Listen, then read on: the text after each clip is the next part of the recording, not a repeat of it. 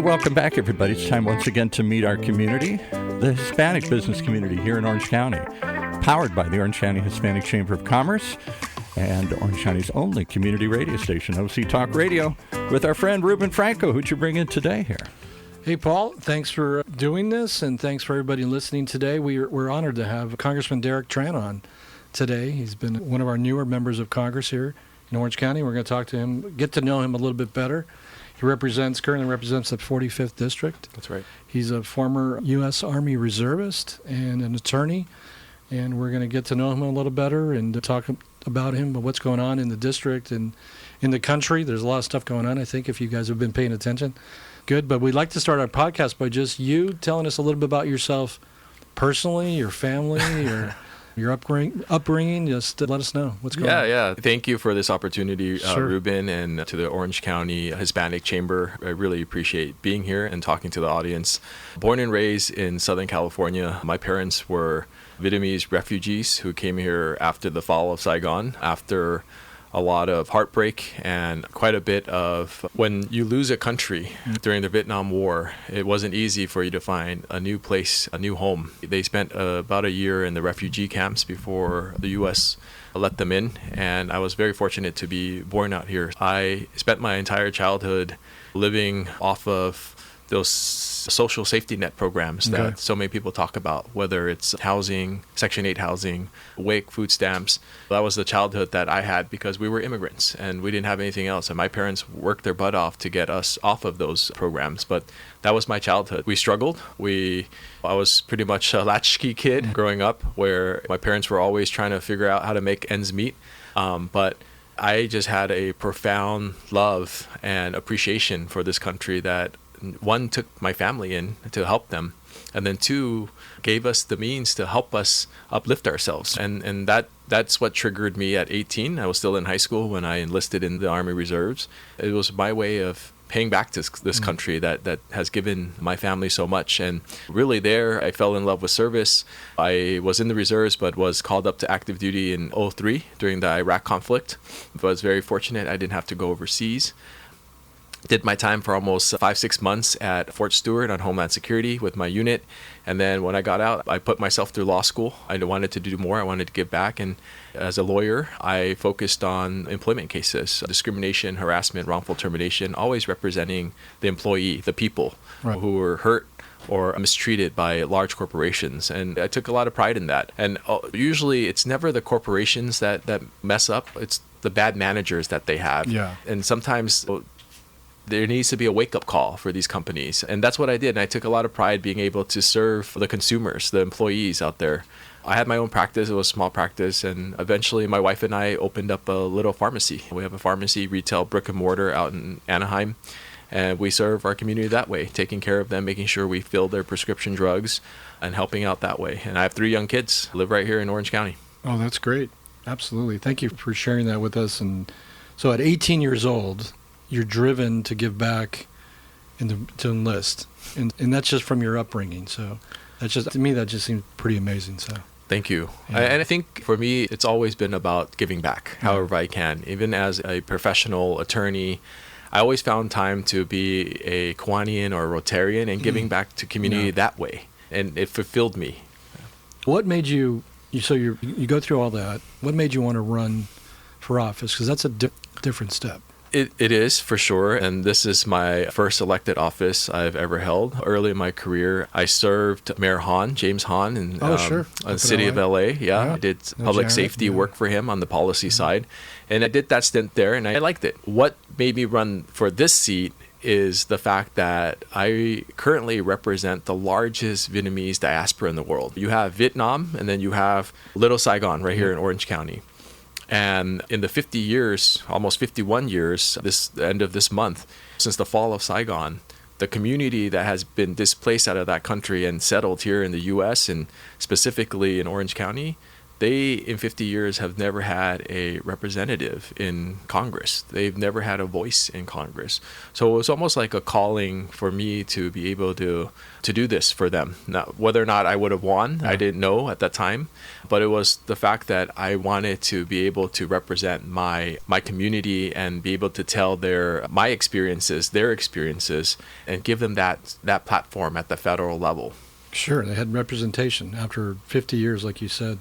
And this is the largest concentration outside of Vietnam, of Vietnamese That's right. Americans. That's right. That's awesome. Great. And what's it been like being in Congress? If this is your first time running for office, that's got to be a different experience just being there. Yeah, look, I recognize the challenges for what it is, right? But I'm not new to tough fights, right? Taking on cases and trying cases against large corporations, you're always the underdog. And in this particular role, being in the minority, it's tough, but it's also an opportunity for me to continue to work very hard to bring back funding for my communities. I've been blessed to be able to bring back $14 million for my communities, fire stations, emergency operations centers, you name it. As long as it's my community's priority, it's things that I work in obtaining for them in Congress. So it's a tough job for sure. The hope is it's going to get better when I'm in the majority and I can bring back even more resources for my community. But it's an honor of a lifetime for me. Sure. Is that the most rewarding thing you've found being in Congress, is being able to just help financially with the community, or is there anything else that's been rewarding being in Congress? Yeah, I think it's being one of so few out there that can make a change at this type of macro level, if you will, that has implications not just nationwide, but worldwide. You vote on policy and legislation that can impact Europe, Asia. Yeah. And to me, that's profoundly fulfilling. And I think also rewarding when you can take steps to make life better for people in a positive way. What committees do you serve on? I'm honored to be able to sit on the House Armed Services Committee, and which makes sense. Sure, it makes sense. I also have the Los Alamitos base in my district, so that helps. Sure. That helped quite a bit when I asked for that committee. And then I also sit on the Small Business House Committee. That's great, and that's as a chamber, right? We're celebrating our 40th year as a chamber. We were founded by the founders. I wasn't around back then, but they needed resource small business. And there was less then. There's more now, fortunately.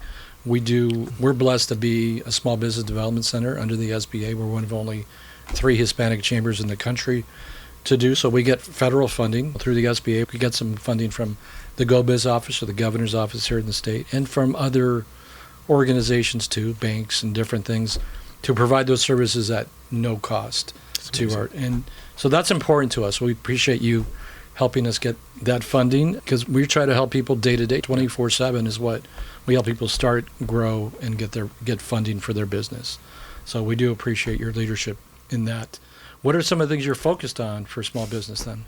Look, I recognize that small businesses, that's the backbone of our economy, period. Like 90-something% of my district is comprised of small businesses. Yep. So sitting on the Small Business Committee, I want to make sure that red tape is cut. When people talk about that a lot, but it makes total sense. As a small business owner, I understand how hard it is to get a small business administration loan, because I got one for the pharmacy. Yeah. And it was a nightmare. It was really hard to get.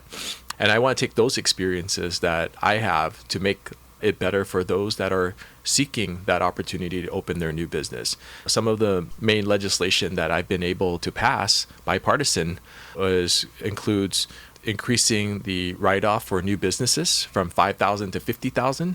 So now entrepreneurs who start their business, $5,000 doesn't get you very far. Never. And honestly, $50,000 probably doesn't get you that far either, but it's 10x of what it used to be. Yeah, so a way bigger number. It is. It helps. Take it as an entrepreneur. It helps. Sure. Yeah, it helps. Absolutely. Access to the ability to read documents, plain language in contracting is something that I also led legislation on to make sure that I'm a lawyer and I'm a trained lawyer, but there are a lot of people who start businesses that don't have that legal background. That's right. And they should be able to read a contract and understand it, and the contract not be filled with legalese, language that people won't understand.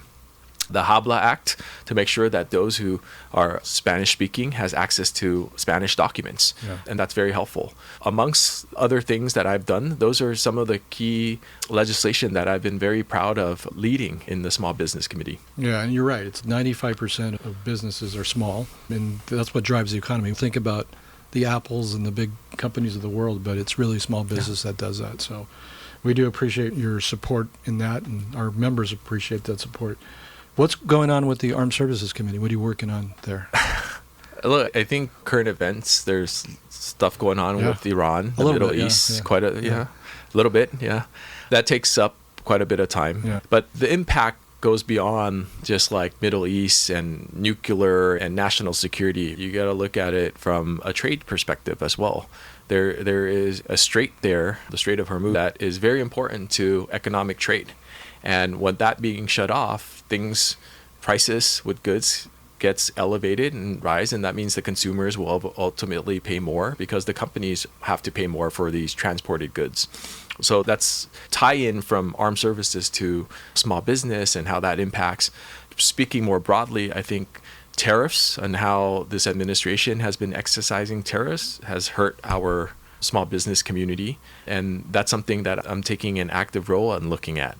Whether it's the Relief Act, where it's another legislation that I led, where small businesses should be able to get refunds for the excessive tariffs that they paid because of what this administration is doing. It's not fair for them, the small business. Yeah, that's true. I always notice, and this is more of a personal question, you wear Air Jordans. Is there a story by you wear Air Jordans all the time? There isn't, other than one. I like the look. I like to wear high tops. You wear them in Congress too, right? I do. I'm a big sneaker with the suit guy. Okay. Occasionally, when I was a practicing lawyer, you can't get away with wearing sneakers in court. I would wear my dress shoes. For my wedding, I wore sneakers. Okay. My wife was okay with that. It's my wedding. It's my wedding too. It's your wedding. It's my wedding too. And that's always been something that I like. It's part of my style, my identity. I do wearing nice, clean sneakers with suits. That's good. And I think it's a really nice look. And I have an original pair of Air Jordans. There you go. That I bought. My son has them now in a glass case. So it's funny. I don't collect them though. I wear them. You wear them. I wear you them. actually wear them. I buy them to wear, and that's my one thing. Because there are people who collect them, and that's a whole different area of connection.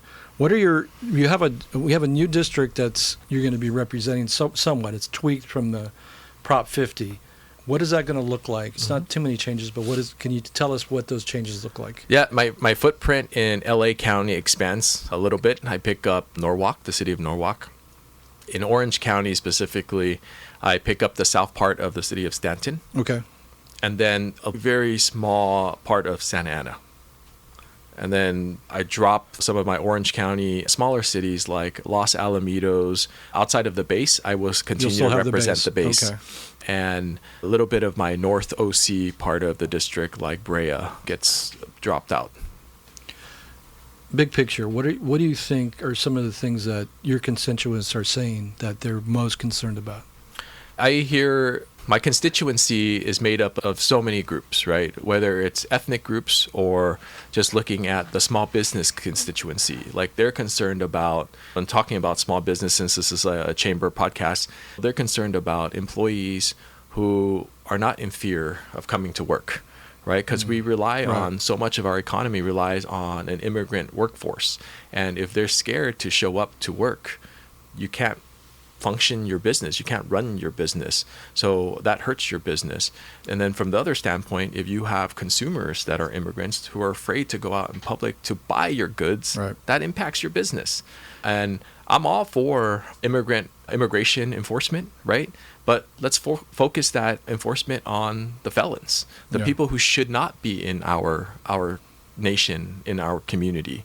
But when it hurts production of our economy and how businesses can grow, that's something we have to be a little bit more laser focused on, making sure that we are more targeted. And that's something that I hear a lot about from the small business owners in my community. From the constituency part, people are in fear. No one wants to see troops or masked agents walking around their streets.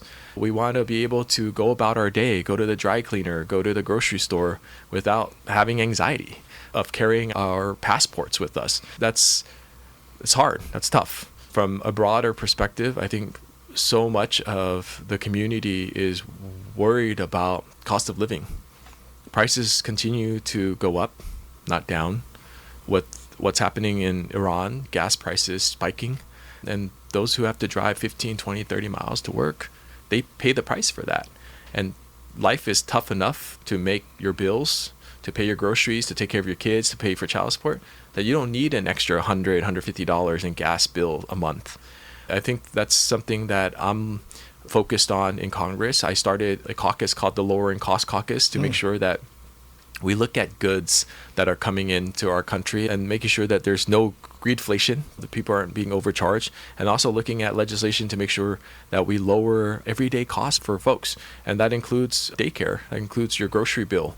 So, a lot of stuff going on, and I think that a lot of people are worried about a lot of different things, but it's my job, it's the job of so many electeds out there, from the local all the way to the federal level, to make sure that we provide safety and we provide this comfort for our community. And that's something that is at the forefront of what I do. Yeah, you look across the board, right? Whether it's healthcare, whether it's housing, whether it's insurance, especially here in California, all those costs have gone up. And so what kind of things can we do as a society and then as an elected official to help remedy or at least soften the burden of those type of things? Because we have a lot. We're in an expensive county here in Orange County, obviously, right? I think we had something like it's required to have $349,000 in annual income just to afford a house here. So that's a big deal for your and I's kids, right? And how are they going to afford those kind of houses going forward? And our workforce is important. So that's challenging. That's right.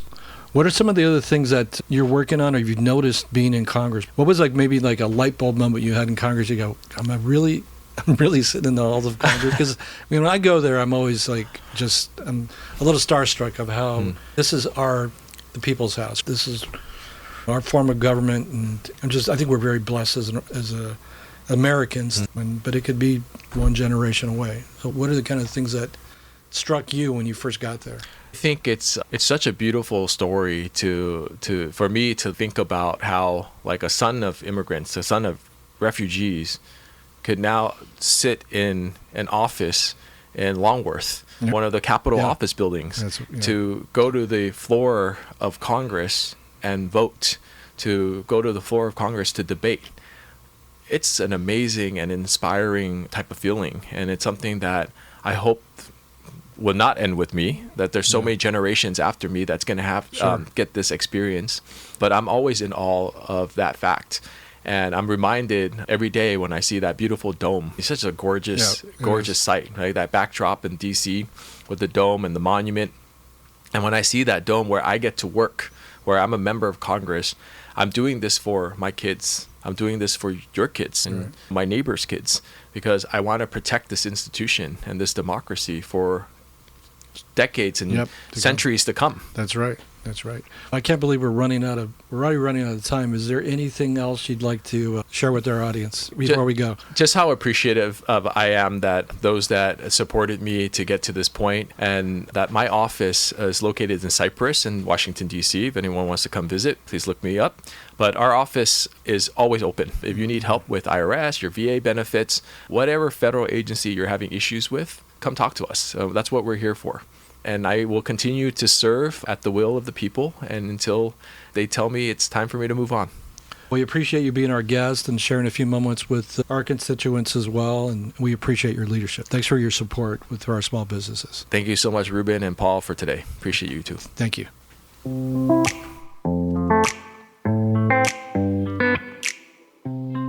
There you have it. One more reason to tune in each and every time to meet our community, right here in Orange County's only community radio station, OC Talk Radio, streaming live from our studios here at the University of California, Irvine's Beale Applied Innovation Center.